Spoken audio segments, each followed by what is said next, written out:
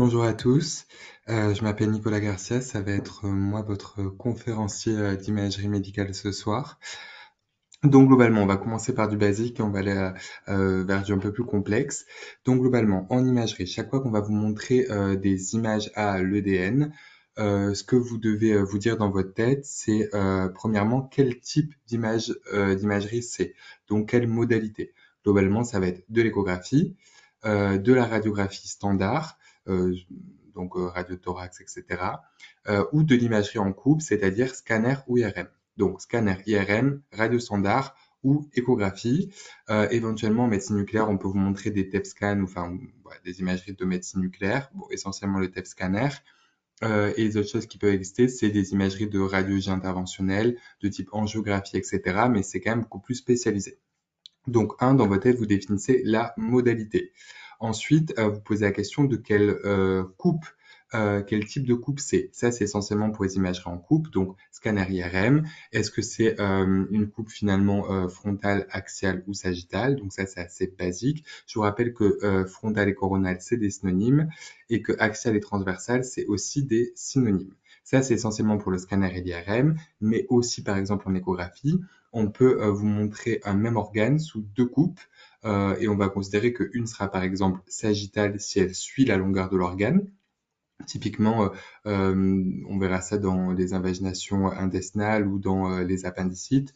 Donc, si on se met dans le sens de l'appendicite ou du tube digestif, ben, on est en coupe sagittale. Et si au contraire, on vient la couper en rondelle un peu comme un saucisson, ben, c'est une coupe axiale.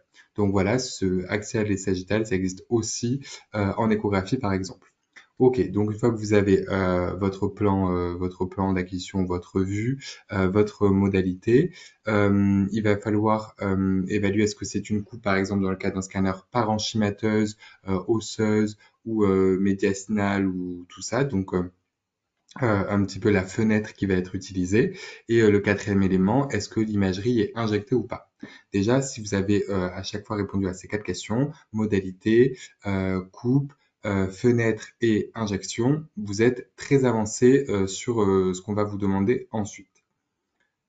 Je regarde de temps en temps les questions. Ok, pas de questions pour le moment. Je continue. Ok, donc là vous avez quelques exemples avec des coupes IRM par exemple. On va voir que c'est une IRM T1 un petit peu plus tard. Ensuite, première petite question à propos du scanner. Il faut que vous ayez des bases de densité pour pouvoir raisonner sur les anomalies qu'on va vous montrer. Donc, vous savez qu'en scanner, on mesure les densités des tissus, donc en unité Hounsfield, et que finalement, cette densité va nous donner la nature du tissu.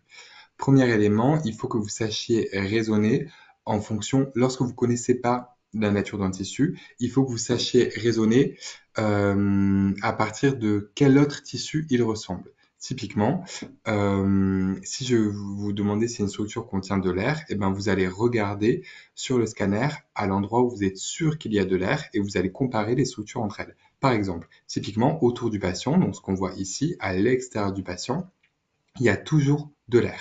Donc, toutes les structures qui auront la même densité, typiquement ici, la poche gastrique, ou ici, l'angle colique gauche, probablement, eh ben, c'est la même densité, donc ça contient de l'air. De même, les densités que vous devez connaître et savoir reconnaître surtout, c'est la graisse. Donc là, on a la chance, entre guillemets, d'avoir un patient qui est un petit peu gras.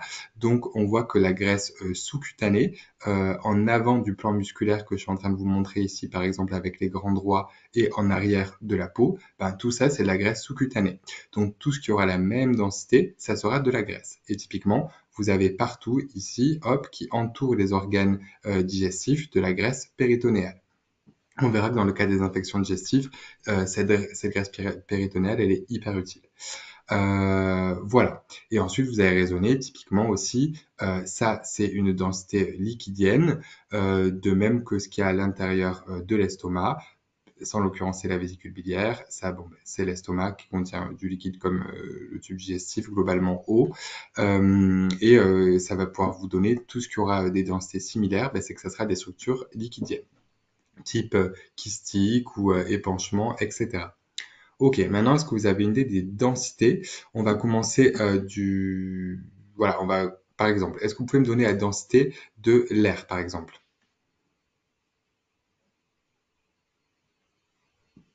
C'est hypodense, ok, globalement. 0, non. Qu'est-ce qui est 0? 0, ça va être notre référentiel en scanner. 0 UH, c'est à partir de ça qu'on va définir ce qui est hypodense ou hyperdense. Donc, c'est notre étalon. Et en l'occurrence, en scanner, notre étalon, c'est l'eau. L'eau, c'est 0 unité Hounsfield. Donc, voilà. Et à partir de là, on va définir ce qui est hypo ou hyperdense, en symétrie, entre guillemets, par rapport à l'eau. Donc, l'air, c'est le plus hypodense. On le voit, c'est ce qui est le plus noir sur le scanner.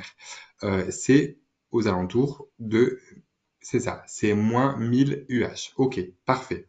Ensuite, en symétrie avec l'air, ce qui est le plus dense, que l'on va retrouver par exemple ici, qui apparaît le plus blanc en scanner, ça va être l'os, ok. L'os cortical essentiellement parce que vous savez que l'os, il y a une corticale qui est très dense et une médulaire spongieuse qui est un petit peu moins dense, notamment parce qu'elle contient à la fois des travées osseuses, mais aussi d'autres structures, à savoir de la graisse et de la moelle osseuse hématopoïétique. Ok, donc on a dit R moins 1000, os plus 1000, ok, parfait, ils sont symétriques par rapport à 0 qui est l'eau. Et maintenant, la graisse et le sang, ça aussi c'est des structures que vous allez voir tout le temps. Donc la graisse, unité Hounsfield, c'est à peu près combien? On voit globalement que c'est entre l'air et l'eau finalement. Moins 500, moins 100, non, c'est un peu beaucoup, c'est moins 100. Moins 100 à peu près. Bon, ça peut être un peu plus bas, mais globalement, faut que vous reteniez des symétries comme ça, c'est très simple. On va dire que la graisse, c'est moins 100 et que le sang, au contraire, c'est plus 100 par symétrie par rapport à l'eau, donc par rapport à 0. Donc, et ça vous donne des petits mémotechniques. Par exemple, le sang, on retient que c'est 100 unités Hounsfield. Donc, bon, ben voilà, ça sonne pareil, donc ça fait un petit mémotechnique. Et l'eau, ça s'écrit H2O, ça termine par un O ou un 0, donc c'est 0 UH. Donc, comme ça, vous avez voilà, globalement une petite idée. Je pense pas qu'on vous demande des chiffres, mais il faut savoir que la graisse, c'est hypodense, que le sang, c'est hyper, parce que spontanément, il va se mettre à coaguler, ça va du coup densifier sa tonalité. Voilà, et quelques petites notions en gros. Ensuite, ce qui va être important, c'est de savoir est-ce que le scanner est injecté, non injecté, et surtout à quel temps d'injection. On va voir que ça apporte pas du tout les mêmes informations. Ok, typiquement, si je vous dis ça, pardon, là je vous montre pas, hop, ça, c'est injecté, pas injecté, qu'est-ce que vous voyez? Non injecté, ok. Lui, donc le troisième en partant de la gauche, il est comment? Temps vortal, ok. Ok, bon, c'est plutôt pas mal. Donc celui-là, en fait, ce que je vais faire, attendez, parce que j'essaie de voir vos questions en même temps. Hop, ça m'évitera de faire des retours et surtout, pour vous, ça sera plus simple. Attendez, hop. Ok, parfait. Ok, pardon. Donc, lui, on a dit temps artériel, ok. Temps injecté artériel, c'est parfait. Et lui, le petit dernier, temps tardif, ok, qui correspond aussi à un temps excrétoire, par exemple. Pareil, ouais, parfait, c'est pareil. Hop, juste attendez, j'installe bien mes écrans pour voir vos réponses en même temps. Ok. Donc, globalement, déjà, il faut savoir reconnaître un sans injection. Sans injection, ce qu'il faut se dire, c'est que les organes à l'intérieur vont avoir la même densité. On ne différencie pas les différents types de tissus sur une acquisition non injectée. On parle juste de l'uroscan après. Il y a juste un tout petit piège, c'est que le foie, il est spontanément un peu plus dense que les autres organes. notamment parce qu'il contient beaucoup de sang et qu'on a dit que le sang, il est un petit peu plus dense que l'eau. Et vu qu'il contient plus de sang et moins d'eau que les autres organes, il va être un peu plus dense spontanément que le reste. Mais quand on regarde le rein, le tube digestif, on voit que voilà, tout a la même tonalité. Et surtout, ce qu'il y a juste en avant ici du rachis, je vous rappelle que c'est l'aorte. Ici, c'est la veine cave inférieure. Et on voit que ni l'un ni l'autre ne contiennent du produit de contraste. Ok, ça c'est donc sans injection.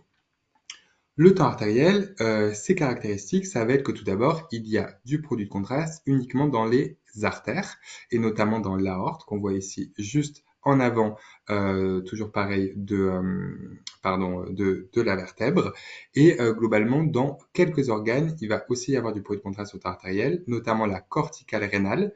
Donc là, on voit une corticale rénale, le cortex rénal, pardon, qui se rehausse alors que la médulaire n'est pas encore rehaussée.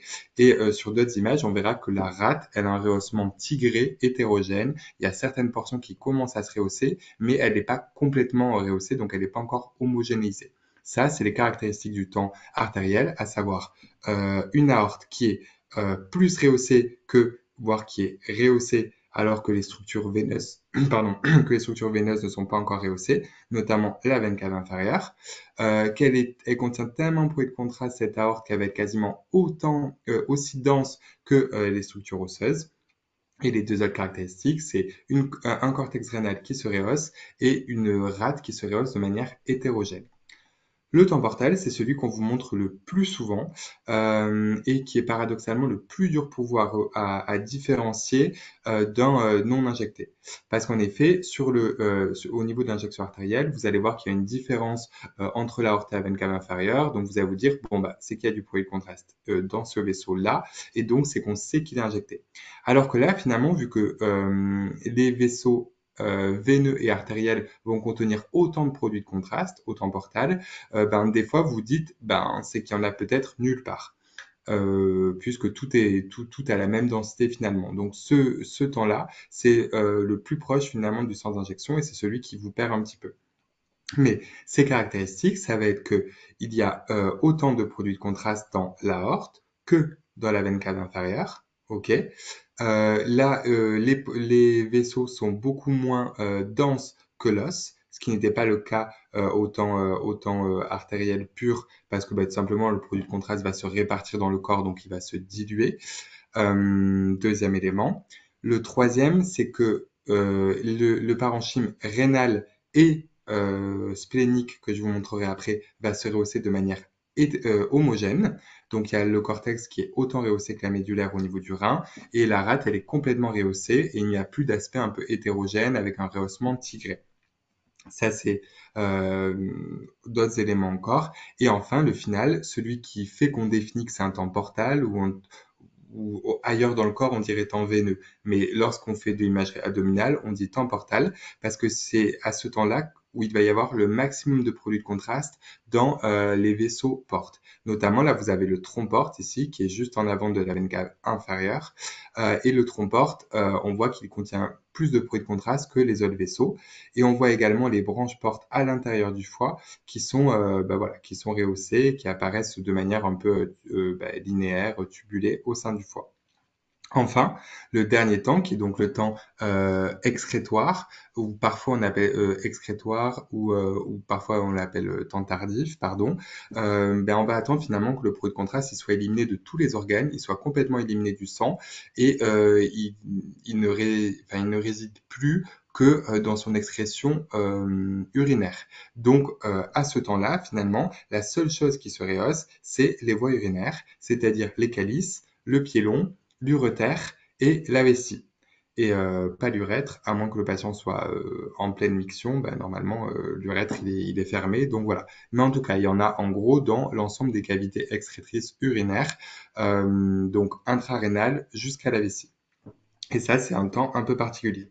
Ce qu'on appelle uroscanner, c'est la combinaison de ces quatre temps.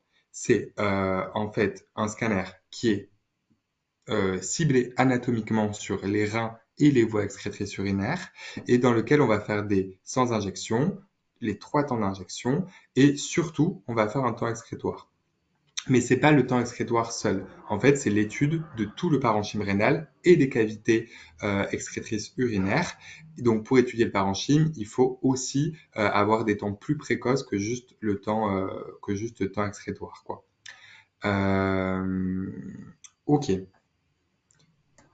Ce temps-là, vous pouvez voir qu'il y a du produit de contraste dans l'aorte, du produit de contraste donc qui est très intensément rehaussé, quasiment autant que l'os, du produit de contraste dans certaines structures abdominales qu'on devine être des artères, au niveau finalement du cortex rénal, mais pas encore de la médullaire. La rate, si on la voyait mieux, on verrait qu'il y a certaines portions qui ne sont pas bien encore rehaussées. Donc ça, c'est donc un temps artériel. Mais il est un petit peu mixte parce que finalement on voit qu'il y a du bruit de contraste qui commence à arriver dans les veines rénales, pardon, ici la veine rénale droite et ici la veine rénale gauche, et voire un petit peu dans la veine cave inférieure. Mais ça reste plutôt artériel parce que les structures artérielles sont beaucoup mieux rehaussées. Donc on vous mettra pas un temps ambigu comme ça le jour de l'examen, mais c'est juste pour vous illustrer que voilà, dans la vie c'est pas aussi binaire que ça selon le temps. Voilà, des fois on fait des acquisitions qui sont un petit peu ratées, entre guillemets, on n'a pas des temps qui sont dits purs. Autre élément, est-ce que vous pouvez me donner le nom de cette structure-là?